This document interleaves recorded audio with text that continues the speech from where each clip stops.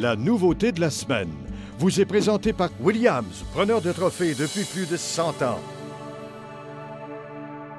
Raymond, à la nouveauté de la semaine, on parle des nouvelles couleurs des cuillères Williams. C'est pas compliqué, Raymond. Il y a des technologies, des nouvelles technologies de finition, de fabrication dignes de savants qui ont fait leur apparition sur les cuillères ondulantes Williams. Absolument, Christian. On a même maintenant des leurres holographiques. Alors, On n'arrête pas le progrès, hein? absolument pas. Ils changent de couleur avec chaque mouvement de cuillère.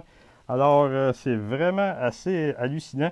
Sur la Williams Wobbler classique et la Darty, on a une teinte, on peut dire, holographique qui s'appelle le Moon Jelly, qui varie entre le mauve et le bleu à chaque mouvement de la cuillère. Pareil comme une écaille d'un vrai poisson. Ça change de couleur. Exactement. Comme, par exemple, un éperlan le fait naturellement. Et crois-moi, les gros prédateurs voient la différence. Oui. Ils attaquent ce leurre-là. Et c'est disponible sur la Williams Wobbler et la Darty. Ça s'appelle la Moon Jelly. Alors, ça varie entre le mauve et le bleu. C'est vraiment très attrayant pour les gros méfiants prédateurs. Encore dans la Darty de Williams, on a la couleur qui s'appelle le Flame Jelly. Alors, ça, c'est vraiment multicolore. À chaque mouvement, ça varie entre le orange, jaune, vert, bleu. C'est vraiment multicolore. Et c'est très bon pour les conditions de basse lumière, des eaux turbides, des eaux teintées. Et je l'ai essayé et crois-moi que c'est vraiment très bon pour les salmonidés et même le Ça doré. réagit, ça fait réagir. Ça réagit beaucoup.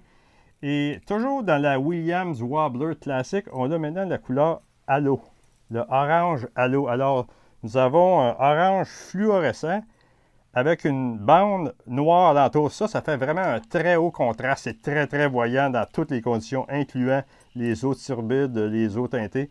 Et c'est un peu comme la couleur Fire Tiger et orange et jaune dans les leurres passés de Williams. Alors, c'est à haut contraste, très voyant.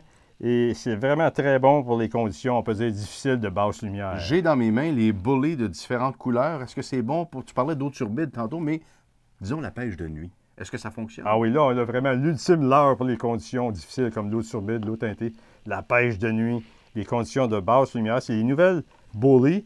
Alors, ce sont des leurres phosphorescents ou, si tu veux, luminescents. On les appelle aussi glow in the dark. Donc, on peut les charger avec notre téléphone, avec une lampe de poche ou une lumière. Et ces leurres-là vont reluire la nuit, vont reluire dans les grandes profondeurs.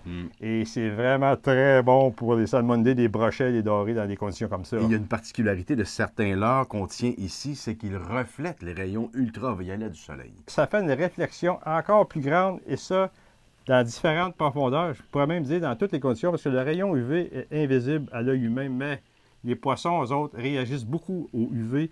La combinaison de leurres phosphorescents, holographiques et ultraviolets vont provoquer beaucoup de cannes courbées au maximum cette année. Ça, c'est certain. Merveilleux, rien n'arrête ce grand expert. Maintenant qu'on a, Raymond, des leurres ultra innovateurs, c'est le temps de passer à notre segment Techno Conseil.